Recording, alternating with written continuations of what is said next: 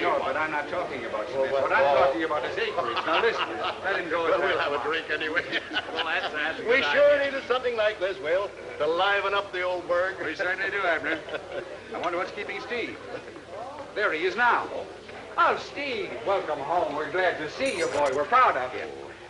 How are you, Steve? Fine. You know, we're expecting big things of you here. Thank you, Mr. Barnes. Why don't you tell us about it, Steve? Was it really the way the paper said? You saved your patrol from ambush and got captured doing it? Something like that. Oh, come on, boy. You don't have to be modest with me. I was in the first war. Well, I remember when I went out into Bellow Woods. I was alone, and I had my gun. You're still alone, Abner. I guess he doesn't think our war amounted to very much. May I have your attention, please? I'd like to make an announcement. Trying to sell some stock to pay for that new factory, Will? First, I'd like to say officially what is in all our hearts. Welcome home, Steve. And second, I'd like to give this welcome some practical meaning. As you know, I started in Kenwall City with one small factory. Now there are 5 of them across the state and more to come. I want Steve to go to work for me. Oh, it isn't just a job. I'm offering Steve a full partnership, half of all I have. Uncle Will, I don't quite know what to say. Oh, you don't have to say anything about it. Just sign. It's all happening so fast. I just got back. Give me a little time to think about it. You don't have to think about it. I'm offering you a full partnership. It'll be all yours someday. I'm not sure it's what I want. Well, I don't know of anything else you can make more money at. I know that, Uncle Will. Oh, and don't think I'm ungrateful. But I'm not sure that's what I want to do with my life yet. Could we talk about it tomorrow, maybe? Just as you say, Steve. Thanks. Excuse me, Mom. I think I want to go back upstairs. Looks like Steve's forgotten the value of money. Maybe the commies gave him a brainwashing it took.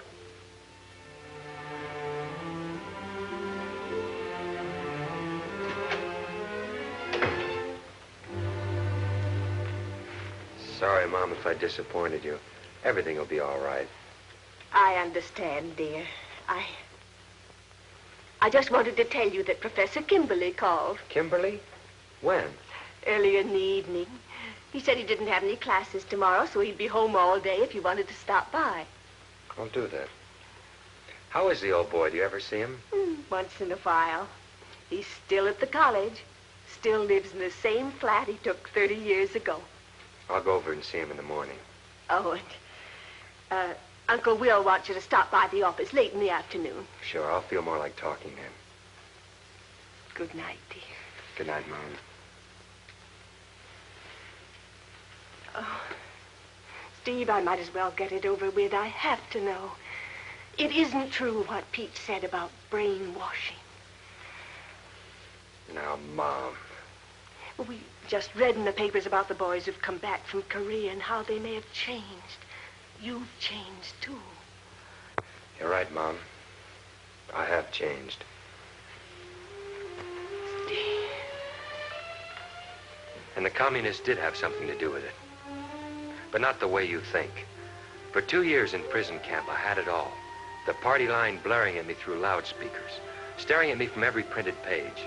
I got a lungful every time I breathed, a mouthful every time I ate. Times you got so exhausted you wanted to give in. Like wanting to go to sleep in the snow. It didn't get you, though. Only because I spent 2 years thinking twice as hard in the opposite direction, stacking up our way of life against the communists. And I became convinced the only strength of the communists lies in our weakness. That doesn't explain why you hesitate to accept Will's offer. But it does, Mom. You see, they get into the thick of things while most of us sit on the sidelines, waiting for the world to fall in on top of us. Somebody has got to do something about it. Somebody has got to push our product just as hard. But you, dear, what can you do? That's what I don't know yet. That's what I intend to find out.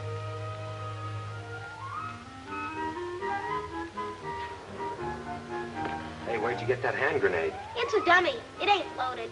Are you sure? Sure, I know all about grenades. Pull the pin and boom! Maybe you better give it to me anyway, huh? No, Where'd you get it? One of the kids got it from his dad. I swapped him a ball glove for it, but it ain't loaded. I see. This where you live? I know somebody who lives here. His name is Kimberly. He's a teacher. Something wrong with that? Are you kidding? You don't like teachers, do you? I hate them, and I hate school. That's where you ought to be right now, in school. I wish they'd blow them all up, like this. Boom! That's an awfully big grudge for such a small boy. I ain't small. I didn't mean it that way. Because you and all the other kids are about the biggest thing we have. Never mind. I'll see you again, maybe, huh?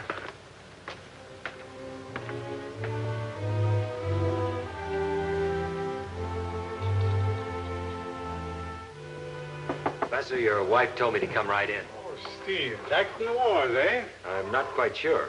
Sit down, Steve. Let's have one of our old-time talks. I certainly could use one. I'm all mixed up, Professor. What's this? Oh, I got that scratch about a week ago in Korea on a piece of barbed wire. Just 1 week ago.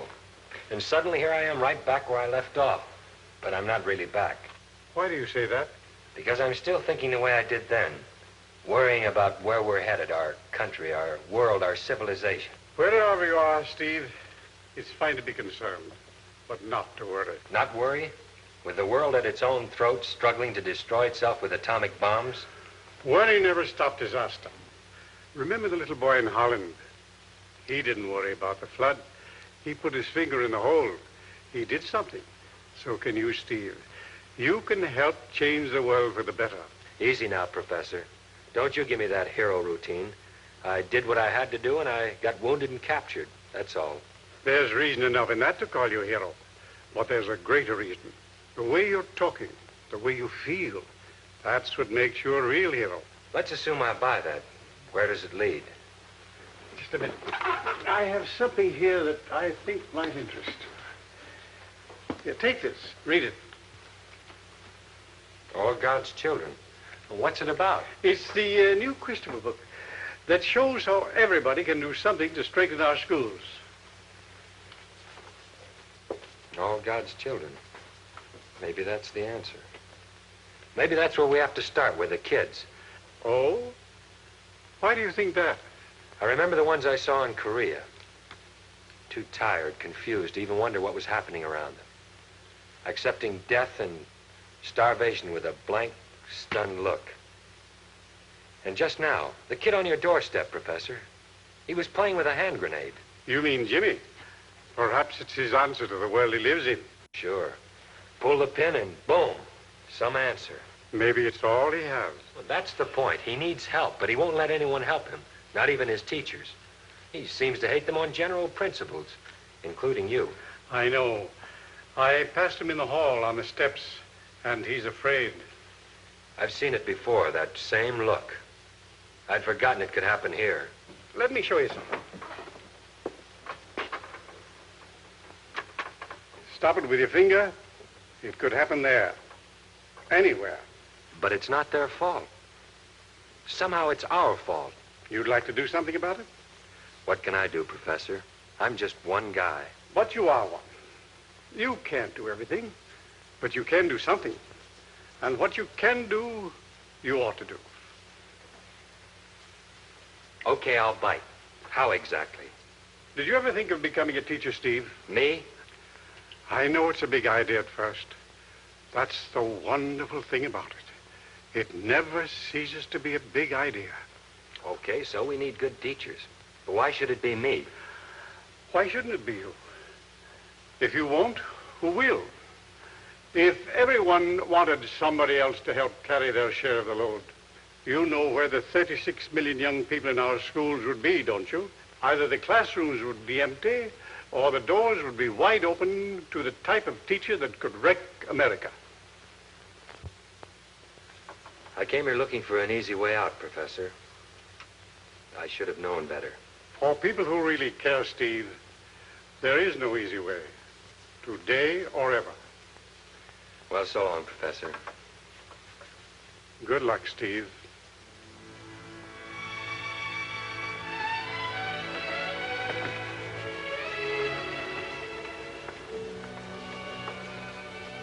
Haven't you gone to school yet? I going, and you can't make me. Do your parents know you do this? I only got a mom. She works most of the time. You're not going to learn anything sitting here on the steps, are you? I know all I gotta learn. I see. Would you show me what you're drawing? You'll make me tear it up. Well, why would I do that? That's what Miss Dale makes me do. Then I gotta stay after school. Do you like to draw? Sometimes. But I can play ball and fight, too. Then I'll settle for seeing the picture. What for? Looks like an animal I saw once. Yeah? You never saw no animal like this. Not exactly. The one I saw had 16 legs and an eye in the back of his head so he could see where he had been. Where'd you find him? Any place I wanted. Yeah? That's the way it is with my animals. Is that why you hate your teacher? Because she makes you tear up your drawings? It's more than that. The way she looks at me, like I'm a dummy. Then my voice feels funny and I can't talk. And the other kids laugh and... Are you a dummy, Jimmy? I guess so. What else does your teacher say and do to you? She says someday I'll get locked up and spend the rest of my life drawing animals on a jail wall. I don't want to be locked up. You won't be, Jimmy. You won't be. Well, boy, playing hooky? You're not getting away this time. Who are you? Truant, officer. Just doing my job, mister. I guess it's my fault, officer. Jimmy and I had a lot to talk about. I was just about to take him to school. My orders are to pick him up. Look, I'm Steve Turner. I'll take the responsibility. Steve Turner? Well, say now, that's a different story. Read all about you in the papers. Son, you're sitting with a regular hero. Yeah? Is that who you are? The guy that was captured? That's who I am. Now, how about it? Let's go to school, huh? Sure, Steve. Boy, wait till the other kids hear about this. Bet they won't laugh at me anymore. I'm going to see about that, too, Jimmy. Thanks, officer. Nice meeting you, Mr. Turner. Let's go, Jimmy.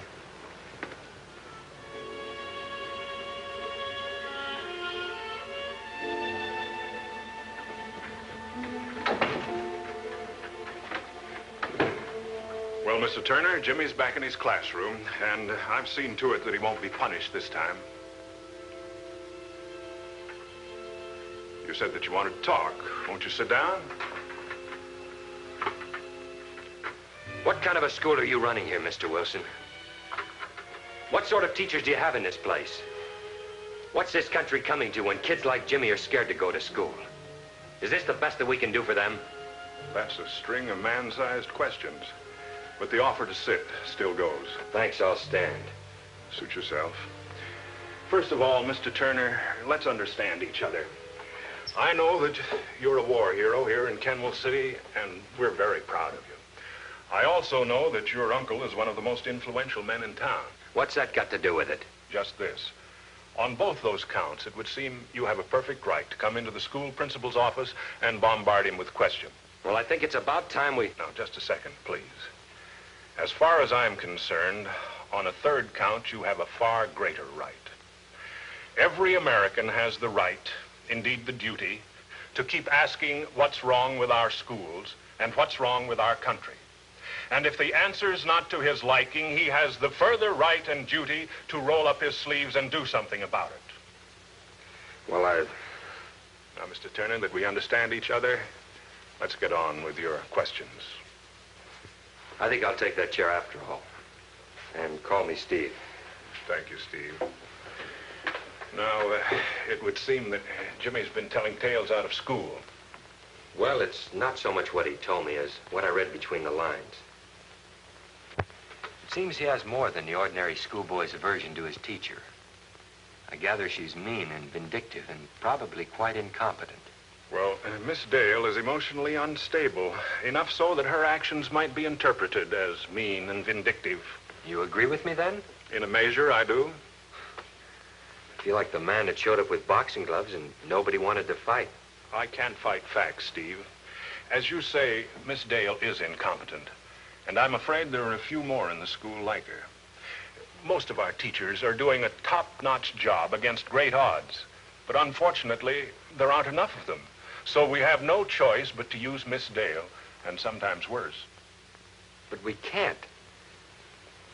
The price is too high, especially when we have to pay for it at the expense of the kids. We can't, but we must. But why? Why? You speak of the American duty. Do you realize teachers like that are the greatest threat to our country's future? Go ahead, Steve. Get it out of your system. I intend to. For 2 years, I listened to the communist hogwash about our decaying democracy. According to them, our institutions, our government, our way of life, our schools were all rotten at the core. It got so we began to wonder if there wasn't some truth to what they were saying. And was there? No. No. But what I've seen and heard today is certainly fodder for their propaganda mills. It's not rotten, as they say, but there is something wrong. All right, Steve. Now, give me a turn at bat. Miss Dale has been teaching here for 3 years, but only on a temporary basis. She has what we call an emergency license. Long emergency, isn't it? Yes, and it's apt to last much longer. You see, there just aren't enough qualified people training to be teachers. As a result, there aren't enough trained people to go around. So what are we supposed to do about it, Steve? Close the schools? No. We take anybody we can get. Like the Miss Dales. Yes, and some of them are much worse than Miss Dale. At least she isn't trying to do the students any harm. She's just not cut out to be a teacher. But it was either Miss Dale or a classroom with no teacher at all. Like the old Army joke. If the body's warm, you're in. That's just about it, Steve. And, you know, this isn't a local problem. I was reading the figures just before you came in. Yes, here they are. There are over 125,000 teachers in these United States serving on temporary or substandard licenses. That's about 1 out of every 9. 1 out of every 9 teachers, a Miss Dale? I didn't say that. A temporary teacher isn't necessarily a bad one. Some of them are as fine as any formally qualified teacher in the land. But some of them just aren't capable, and those are the Miss Dales. And far worse are the regular teachers with warped ideas. There are only a few, but the harm they can do is immeasurable. You see, Steve, it really comes down to this. If the best Americans won't volunteer to teach the younger generation, then we have no choice but to use the next best. And too often the next best can be the worst possible. You don't sound very optimistic. Oh, I am, Steve. I really am. I know that for 150 years, we've had one of the best school systems in the world. At the present time, it's underhoused, understaffed, and underfinanced. But this won't last forever. Soon, most Americans will know our problem, and they'll rise to meet it. And more young people like yourself will see that teaching is our most vital profession, and they'll enter it. And surely everyone, Steve, young and old, must realize that in the classroom lies the very hope for our free world, and indeed the promise of our future. Those boxing gloves I mentioned.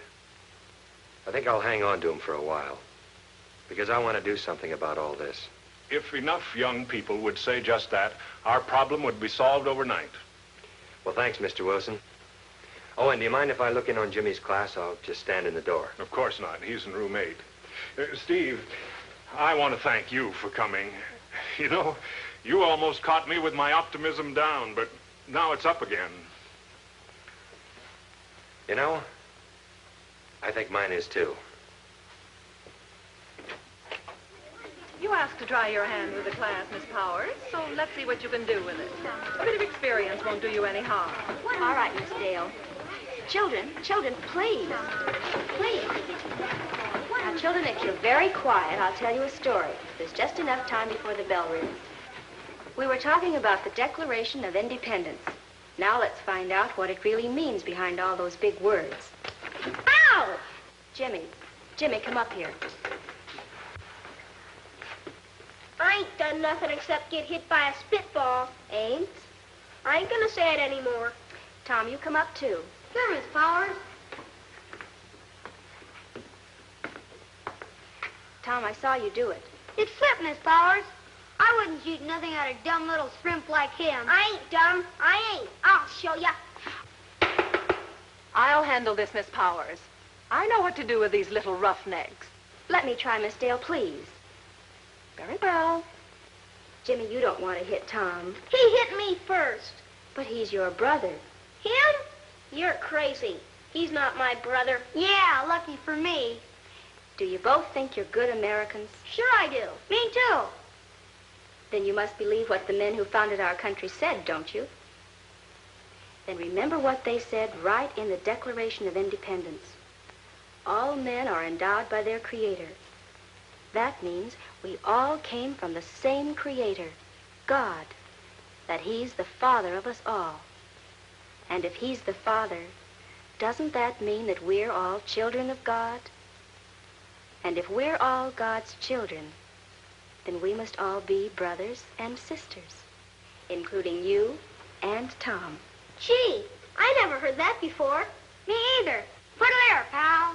Miss Powers, you had no right to say that. That's not part of the course. I'm sorry, Miss Dale, but our professor at Teachers' College has told us that we fail to teach the Declaration of Independence unless we teach the whole story, the meaning behind it, which is what I was trying to do. Nonsense.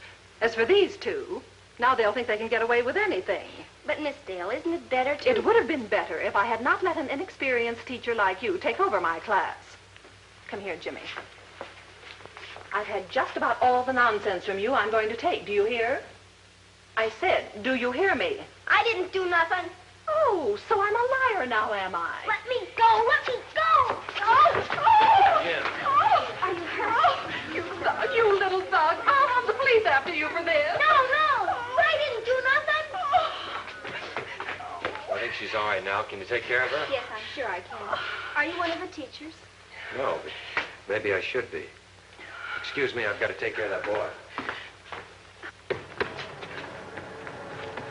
Hey, what's the big... Hey, what are you doing with that?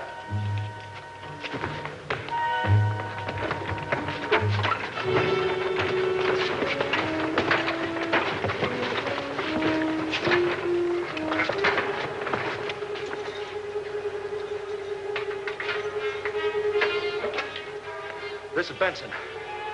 Yeah, a kid with a hand grenade just run down an alley off Palmer Street. Yeah, I'm going after him, but I'm going to need some help. Yeah.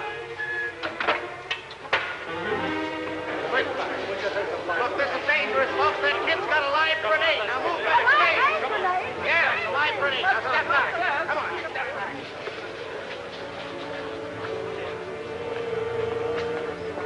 Come on, kid. Hand me that grenade. You don't want to do nothing like that. I got the pin out. Get back or I'll drop it. Hey, where do you think you're going? That kid, he needs help. Are you crazy? He's got a live grenade in his hand. He's already pulled the pin. He'll blow us all sky high if anybody goes near him. The thing isn't even loaded. Yes, it is. We found out where he got it. He stole it from a soldier who was asleep on the back of a truck. The truck was on its way to maneuvers. Sure, I saw you steal it. Look, officer, I'm Steve Turner. I know that kid. Let me go to him, please. Steve Turner. I guess you ought to know enough about grenades. Come on, Steve. Easy, lad. We're not going to hurt you. Okay, fellas. This is Steve Turner. Go ahead, Steve. See what you can do. Hi, Jimmy. I saw what happened today in the classroom. It was an accident, I know that. The cops aren't here because of what happened to Miss Dale. They're here because of that live grenade in your hand. Now I'm going to tell you exactly how to hand it to me, Jimmy. Stay away from me. Go ahead, blow me up if you want to. But there's something I want you to know. You did me a big favor today, Jimmy. You opened my eyes. You made me realize that the most important thing in my life is to help young fellas like you. You know how I'm going to do it, Jimmy? How? I'm going to become a teacher. Aw, you don't have to do nothing for me. I'm only doing it partly for you. I'm doing it for all the kids. For myself. Maybe you won't understand what I'm trying to tell you now, Jimmy, but unless those of us grown-ups who should be in teaching go into teaching, living just won't be worthwhile for any of us. Put that grenade in my hand without letting go of the lever. And that way, give me my chance to become a teacher. Jimmy? Please, Jimmy?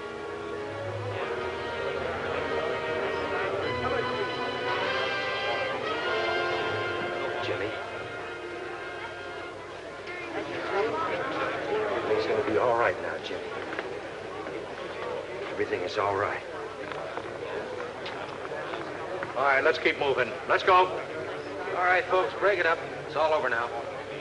Just a second. It's not all over. In fact, it's just begun. Do you know why Jimmy is here today with a live hand grenade in his hand? The easiest thing is to say that the cops chased him. But that's not so. We drove him here. How?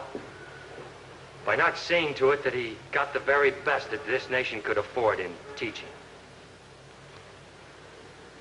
As a result, Jimmy is frightened, insecure, uncertain about what lies ahead of him. What's his answer? What's his defense? In Jimmy's case, it was a live hand grenade. In others, who knows? There are millions of young Americans in our schools today. These kids have a right to the very best we can give them. But remember, education can be good, bad, or indifferent. It all depends on who does the teaching. Sure, we want the best in equipment, the best in buildings, the best in playgrounds, but brick and mortar don't make a school. The teacher makes a school. The ideas that are in his or her head can affect the whole future of our country, for better or for worse. Every one of you can play a part in seeing that it is for the better. The schools belong to you. They need you. Make it your business to look into them. Give the teachers the respect and the support they deserve. Encourage the very best of our young people to follow in their footsteps. This is one way to keep our freedom, to hold our heads high and say, this is God's country. We're all God's children.